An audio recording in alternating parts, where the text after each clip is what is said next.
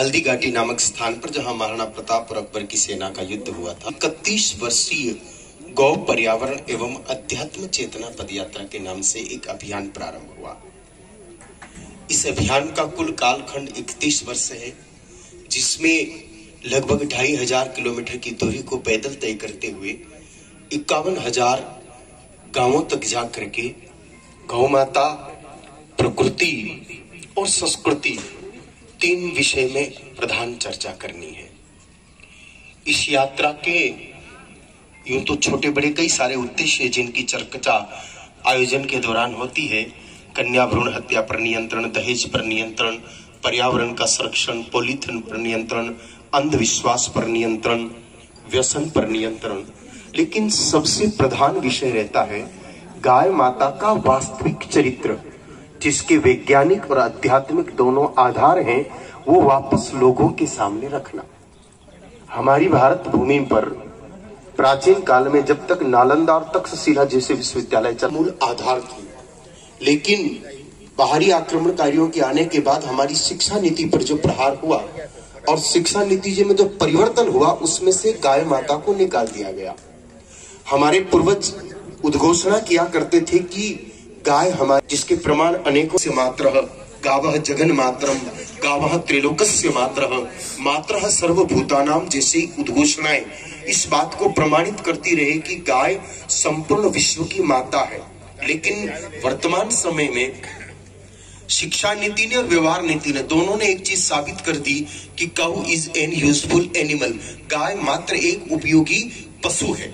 जबकि हम गाय माता के पूरे जीवन चरित्र का वैज्ञानिक तरीके से अन्वेषण करें या व्यवहारिक रीति से अन्वेषण करें अथवा आध्यात्मिक रीति से अन्वेषण करें, तो तीनों में यह साबित होता है कि गाय माता को पशु की श्रेणी में रखा नहीं जा सकता। इस बात को हमारे पूर्वजों ने बहुत प्राचीन समय में कहा है कि तिलम न धान्यम पशुवत न गावः, गाय पशु नहीं, गाय प्राणी नहीं, गाय तो सनातन संस्कृति का प्राण तत्व है।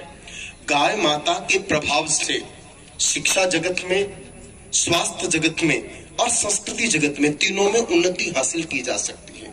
गो आधारित कृषि, जिसमें गाय माता के गोबर और गोमूत्र से उत्पन्न होने वाले अन्न को खाने से स्वास्थ्य तो ठीक रहता ही, सत्व गुण का विकास होता है, जिसके प्रभाव से समाज में वर्तमान समय में व्याप्त हो रही बुराइयों को सकता है। सजा दे करके या कठोरता से आज दिन तक किसी भी बुराई पर नियंत्रण हुआ नहीं है, लेकिन व्यक्ति का हृदय बदल जाए तो निश्चित रूप से सामाजिक बुराइयों को समाप्त किया जा सकता है। और हृदय बदलने में प्रधान साधन तत्व भोजन होता है। गीता जी के 17वें अध्याय के 8वें 9वें 10वें श्लोक में भी भगवान कृष्ण जी ने प्रमुखता से इस बात को कहा है कि भोजन का ही प्रभाव जीवन पर पड़ेगा। और गो आधारित कृषि का इतना अधिक प्रभाव है कि राक्षसी वृत्ति के व्यक्ति को भी दैविक वृत्ति का बनाया जा सकता है। इसलिए गाय माता स्वास्थ्य को सुरक्षित रखती थी। और आज भी प्रमाण है कि अभी जो कोरोना आया, लाखों लोग संसार छोड़ के गए, करोड़ों लोग बीमार हुए, लेकिन इस दरमियान जितने भी गौशाला में कार्य करने वाले कर्मचारी थे, हमारे व्यक्तिगत संबंधित जो गौशालाएं हैं जिनसे हमारा गहरा परिचय है, करीब 3-3.5 हजार कर्मचारियों में किसी को छींक तक नहीं आई, किसी को खांसी तक नहीं चली। ये गाय माता के संपर्क का अपने आप में बहुत बड़ा प्रभाव है, जिसमें शिक्षा विधियों की भी त्रुटि रही, शासन की भी त्रुटि रही और साधु संतों की हमारी भी त्रुटि रही कि जो समाज के सामने विषय वस्तु रखनी चाहिए थी हम लोग नहीं रख पाए। उसके कारण लोगों को गाय माता की जानकारी नहीं रही। उस जानकारी को पुनः लोगों के हृदय में स्थापित कर भारत को पुनः विश्वगुरु, भारत को पुनः स्वर्ण चिड़िया जैसे पदों पर लाने के लिए जन जन के हृदय में गाय माता को बिठा करके गाय माता को पूज्य स्थान दिलाना पड़ेगा। और उसी अभियान के तहत ये एक यात्रा शुरू हुई है, जिसके 90% कार्यक्रम छोटे छोटे गांवों में होते हैं और 10% आयोजन बड़े शहरों में होते हैं। गांवों में जाकर के लोगों को गो आधारित कृषि के लिए प्रेरित करना, ताकि केमिकल फर्टिलाइजर और पेस्टिसाइड इत्यादि से होने वाले नुकसान से समाज को बचाया जा सके। देसी गाय के पालन पोषण के लिए उनको आग्रह करना। जर्सी होलिस्टन का A1 प्रोटीन मिल्क, जो मानव सभ्यता के लिए, सिर्फ मानव शरीर के ही नहीं लिए ही नहीं, आने वाले समय में मानव सभ्यता के लिए भी घातक होगा, क्योंकि WHO का कहना है कि जर्सी होलिस्टन HF जीव का, जिसको आमतौर पर आजकल गाय कहने लगे, वो वस्तुतः गाय है तो नहीं, के पीने से सीजोफ्रेनिया और ऑटिज्म जैसी बीमारियां बढ़ने की संभावना रहती है। निकालने का निर्णय AMC कॉर्पोरेशन ले रहा है, किस तरह से देख रहे हैं आप? ये ठीक नहीं है। गाय माता को अहमदाबाद शहर से बाहर निकालने का मतलब किसी व्यक्ति के शरीर से प्राण को बाहर निकालने के बाद उसको अच्छी डोज देने की कोशिश जैसा ये कृत्य होगा, क्योंकि गाय माता मानव सभ्यता का प्राण तत्व है। जब मानव के बीच में गाय माता नहीं तो मानव असभ्य हो जाएगा, असुरी प्रवृत्ति वाला हो जाएगा, उसकी विचारधारा विकृत हो जाएगी, वो मानवीय कृत्य ही नहीं कर पाएगा। अगर गाय माताएं इस पूरे परिक्षेत्र से बाहर चली गई तो समझ लो कि फिर अहमदाबाद शायद इंग्लैंड हो जाए, अहमदाबाद रहे ही नहीं। क्या लगता है आपको, उसके लिए कुछ आंदोलन होगा? अगर ऐसा होता है तो अहमदाबाद के जागरूक लोगों को और यहाँ के गौ भक्तों को इसके लिए आंदोलन खड़ा करना चाहिए, और इसमें अगर हमारे गौ पर्यावरण चेतना पदयात्रा का कोई सहयोग आवश्यक लगा तो हम पूरी तरह से तन मन धन से इस काम के लिए तैयार रहेंगे। हमें आपके माध्यम से ये जानकारी मिली, ऐसा मुझे इतने दिनों में किसी ने बताया नहीं, और अगर ये है तो ये बहुत बड़ा विषय है। अगर ऐसा होता है तो ये भारतीय सभ्यता के लिए और गुजराती संस्कृति के लिए तो बड़ा ही घातक सिद्ध होगा। जब अहमदाबाद में उमिया धाम बन रहा है, जो उमिया माता खुद गाय माता का वाहन का उपयोग करती है, गाय माता के ऊपर विराज करके लोगों को आशीर्वाद देती है, जब अहमदाबाद में गाय माता नहीं रहेगी तो कितने बड़े धाम बना लो, फिर उमिया माता भी अहमदाबाद में नहीं रहेगी। कॉर्पोरेशन का कहना है कि जो गाय है यहाँ पे रोड पे चलते उससे लोगों को नुकसान हो रहा है, कितने लोगों को नुकसान पहुंचा रही है या एक्सीडेंट भी हो रहे हैं। कॉर्पोरेशन को चाहिए कि उनके लिए व्यवस्था करे, क्योंकि अहमदाबाद शहर जहाँ बसा है 60% भूमि गोचर की भूमि है, जो हिंदू शासन काल में, मुगल शासन काल में और अंग्रेजों के शासन काल में गाय माता के लिए छोड़ा गया था। लेकिन आजादी के बाद कॉलोनियां बना दी गई, फैक्ट्रियां बना दी गई, तो गाय की जमीन हम खा बैठे, तो गायों की व्यवस्था करने का काम भी यहाँ की शासन का है, म्युनिसिपैलिटी का है। जे आशा, जे अपेक्षा, जे मनोकामना होय ए तमे मनमा राखी અને ગૌમાતાની સેવા કરો તો તમારી દરેક मनोकामना ગૌમાતા પૂર્ણ કરે છે। એ કલ્યાણકારી જીવ છે, એ मनोकामना પૂર્તિ કરનારો જીવ છે। આવો પૃથ્વી પરનો આ એકમાત્ર જીવ એવો છે। આપણે હિન્દી સંસ્કૃતિએ તેને માતા તરીકે સ્થાન આપ્યું છે, પણ વાસ્તવમાં આપણે અમલમાં નથી લાવતા। તપસ્યા કરે છે। એમણે 2012 થી છેલ્લા 9 વર્ષથી હલ્દી ઘાટીથી પદયાત્રા શરૂ કરી છે। પદયાત્રાનો આ 10મા વર્ષમાં એમણે પ્રવેશ કર્યો છે અને ગુજરાતમાં પ્રવેશ કર્યો છે। इस कार्यक्रम के 2 उद्देश्य है कि बाबर गौशाला जो यहाँ बहुत अच्छा काम कर रही है, करीब 11,000 गौ माताओं की, बीमार गौ माताओं की सेवा कर रही थी, उनको आर्थिक बल भी मिले।